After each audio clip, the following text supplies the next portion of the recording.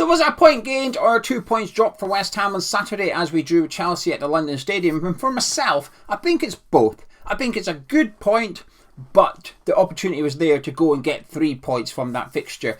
But I don't really think I'm going to get my answer until I know what we do against Tottenham and, more importantly, against Nottingham Forest at the end of the month. If we were to go to the draw against Spurs and then go beat Forest, get 4 points out of that, therefore we're getting 6 points out of these 4 games, I think that's a good haul. I think we've done quite well to do that. But if we get anything less, 5 points, we're possibly just kicking the can down the road a little bit. But if we fail to win one of those 2 games, they probably don't become good points anymore. So at the minute, I think it was a decent enough result. But it very much depends on what we do in our next 2 fixtures as well. I know it sounds a little bit weird, but that's my thinking process. Because last Saturday when we drew with Newcastle, I was happy with the performance. I thought we battled well. I thought the work ethic was there. I thought for an hour maybe after they scored and then 20 minutes to go in the game, I thought we played some really nice stuff at St James's Park. Against Chelsea, the first 20 minutes was terrible. We played okay then, the attitude was good, we could have pinched it later on, Chelsea could have pinched it as well, so come away with a point. And on paper, it's not the worst result in the world. A draw against that Newcastle team, a draw against Chelsea, it's not the worst result.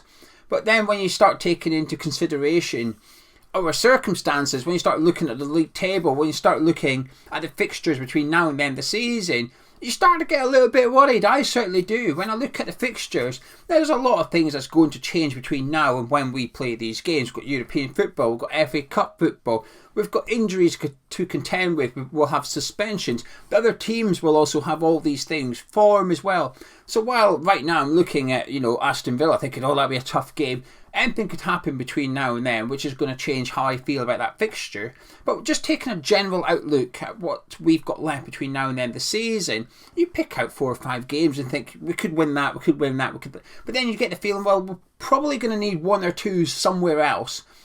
And I can't help but think that Chelsea game is one of those fixtures that we could have done with picking up bonus points. And let's call it bonus points, because there will be teams around us in the league that might win against Chelsea before the season's finished, but Chelsea will also beat teams as well, and that point we pick up will be a bit of an advantage. So I feel like we're no better off than where we were before this weekend of fixtures was played out, but I don't think we're any worse off either. I think we've just lost a fixture, if you like. You could argue that that's a good thing. It means 1 fixture less and we're 1 fixture closer to remaining in the Premier League. But anyway, I'll talk about the game in just a second. I missed it. I wasn't around on Saturday. I was at a wedding. So congratulations to Tom and Em, Mr. and Mrs. Down now. They're both big West Ham fans, both season ticket holders at West Ham. And it was through Hammers Chat that I met Tom 8 years ago now. So it was a genuine pleasure and privilege to be involved in their special day on Saturday. It was such a beautiful wedding. But because there was a lot of big West Ham fans there, so in the build-up to the wedding, when they spoke to the register, Tom had explained they're West Ham fans and basically said, when we're doing the ceremony, it's going to be half-time at the London Stadium. Could you let us know the score? So obviously the register was happy to accommodate. So we got told it was 1-1 at half-time, so happy days, all was going well. And then the register had pulled a few strings. He was well chuffed with himself with this, by the way. So he presented a gift to Tom and Em from himself just to say congratulations, and when Tom opened it, it was a letter. It was a letter congratulating them on their special day from Chelsea. It was hand signed by Azpilicueta as well, so the register had picked it up wrong and he thought they were Chelsea fans. So he's gone into Chelsea, pulled a few strings, got his letter from Azpilicueta. So when Tom's opened it, he's like, this a joke or something? And the register was obviously like well pleased with what he's done. Had to explain, well, you're Chelsea fans, aren't you? So I was like, no, we're West Ham fans. We want to know the score because we're West Ham fans.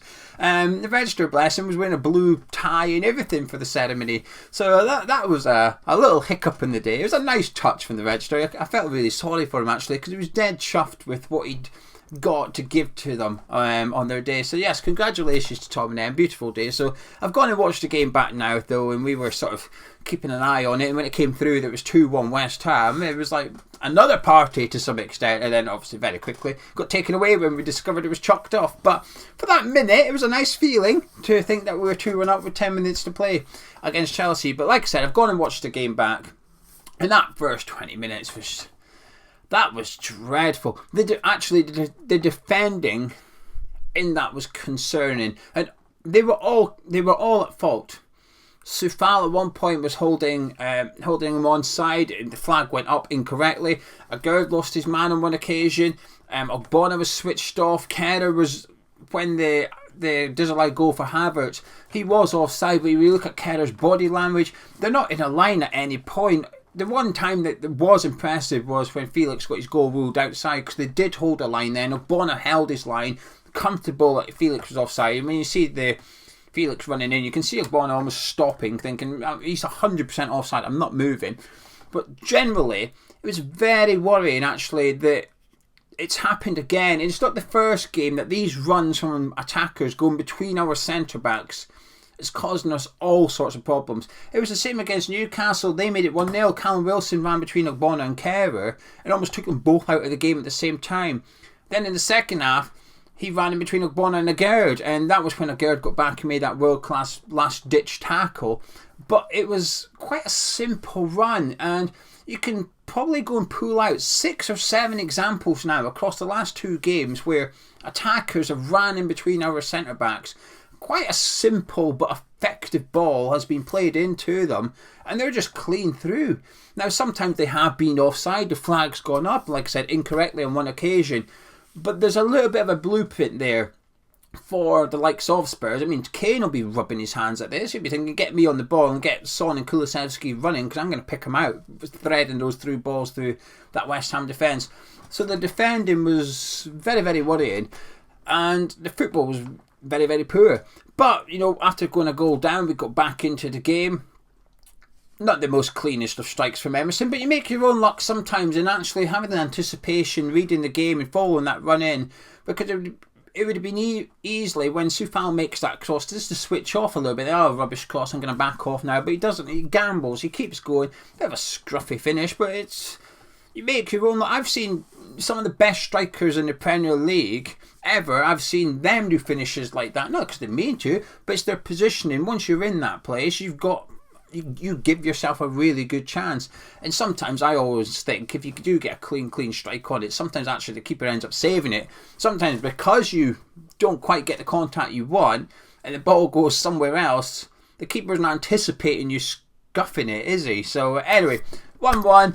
Like I said, the attitude and work ethic was there. The second half, as it played out, it was just a bit disappointing overall with our lack of desire to go and get 3 points, our acceptance to take a point. And I understand why, by the way. Before someone points out why Moyes does it, I get it. We're down the bottom of the table. We're trying to build confidence, build a bit of momentum. That's 1 defeat in 7 games in 2023. So our form isn't looking too shabby at all now. And it just adds on that little layer of confidence to the team bit by bit. So hopefully if we can go to Spurs, get a draw there, another layer, so when we do play Nottingham Forest at home, we've gone and played Tottenham and Newcastle away and Chelsea at home, and we're unbeaten across the 3 games. It sounds good, doesn't it?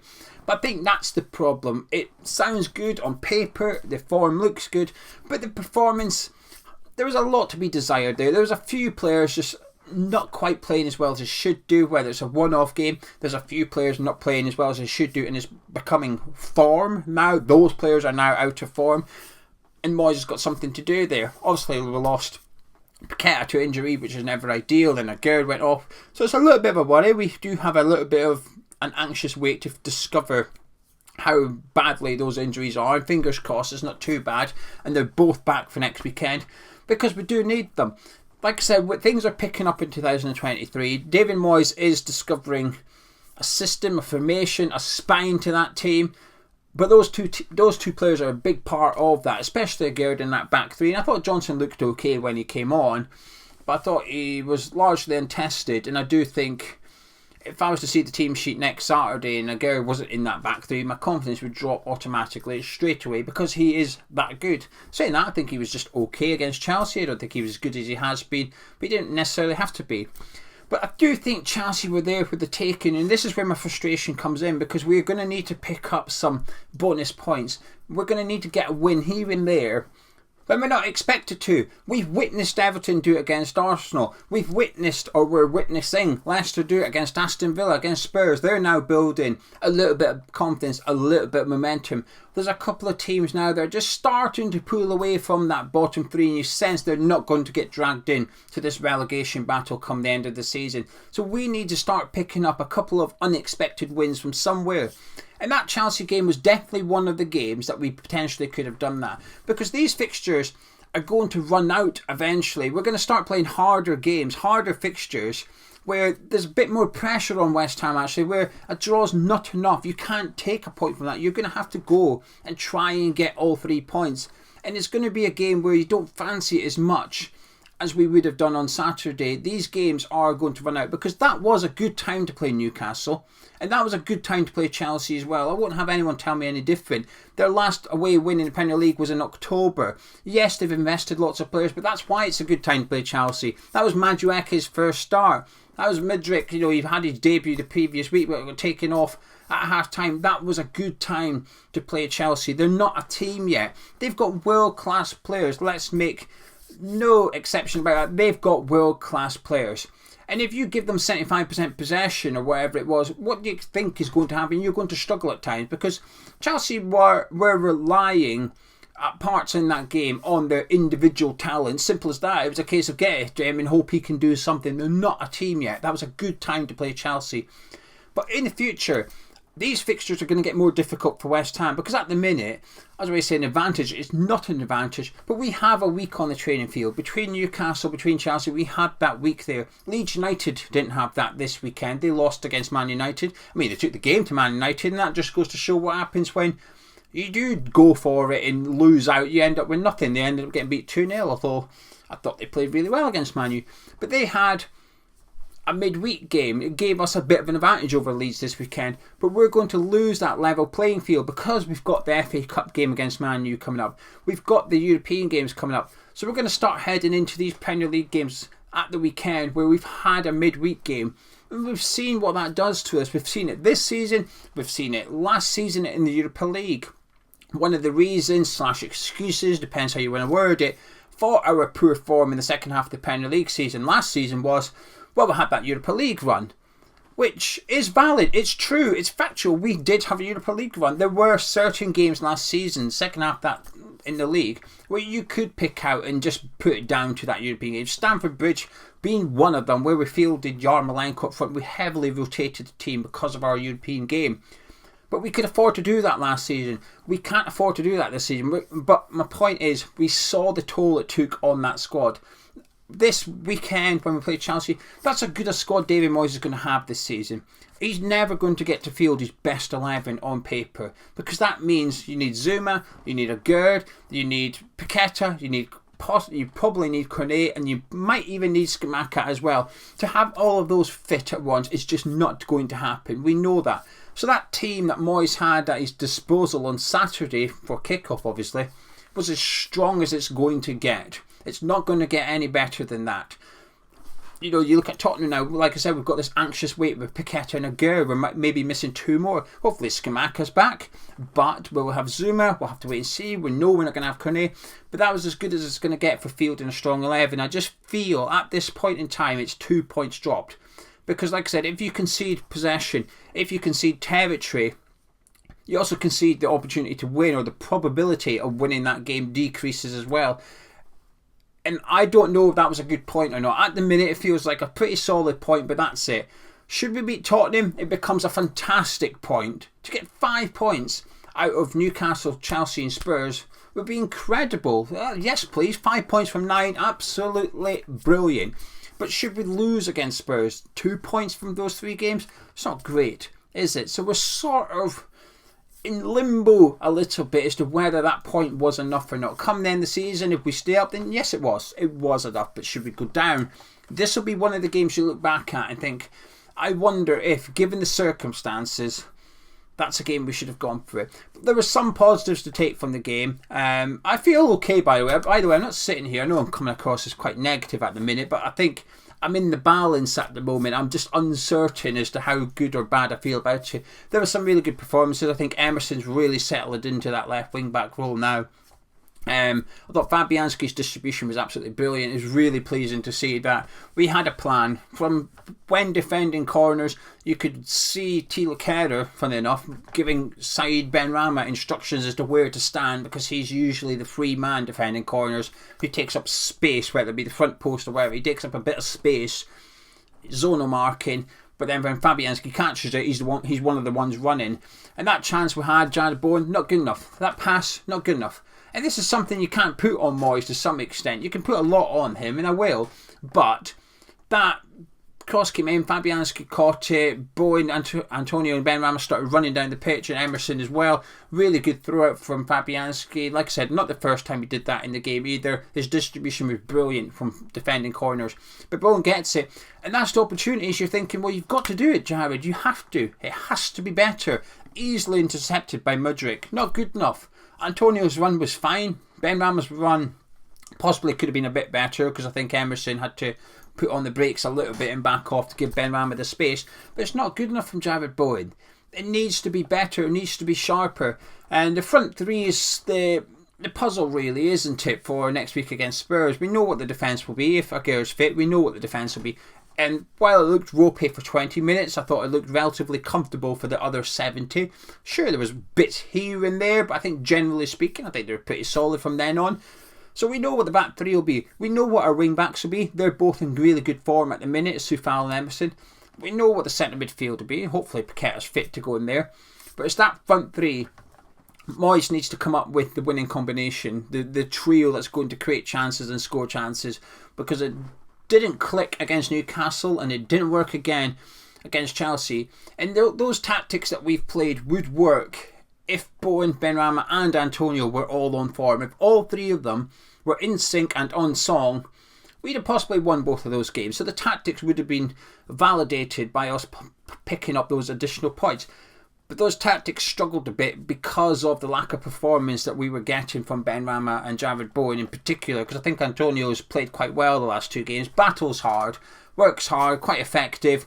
Is he clinical? Is he going to create a chance to score? Not really, but I think when Bowen and Benrahma have been as poor as they have been for the previous two games, it's difficult to really judge Antonio. We know we've got better strikers in the team than Antonio. We know Ings is a better striker than him. He's more clinical. But in terms of suiting the system, I think Antonio is possibly the best man to do that at the minute. But it's up to Moyes now to change it next week, whether it's change personnel, whether it's change the shape of it and put two up front with one sitting, well, I say sitting, the number 10 role, put Ings up front with somebody and then put somebody in that number 10 for Niles maybe. I don't know. It's up to David Moyes to work something out. But if he does, then we can get something, at least something. We could go get 3 points at Tottenham. But my fear is that on Saturday there was an element of playing the badge and not the team. And I worry we'll do that on Saturday as well. But, like I said, if we win against Spurs, those two draws have been absolutely fantastic. But if we lose, they're possibly not quite good enough. And at the minute, I just feel like it is a point gained, but it is also potentially 2 points dropped as well. That's my thoughts anyway. But if you enjoyed this video somehow, please do drop a like on it. Subscribe if you're new to the channel. Oh no, the Souček handball, I've watched it 100 times. I don't know if it's his knee or his hand. I don't know. I don't know, and this is the thing, if it's not definitive, I don't think anybody can say for 100% certainty if it was his knee or his hand, so it shouldn't have been overruled. Reece James gives Declan Rice a nudge for our offside goal with Thomas Souček, but it's arguably good defending. If our defender did that and played somebody offside, I'd say it's good defending by Ogbonna. Well done. So in the end, I think it was a fair result for both teams, and yeah, is that a good enough point? We'll find out in the next couple of weeks. I'll catch you tomorrow.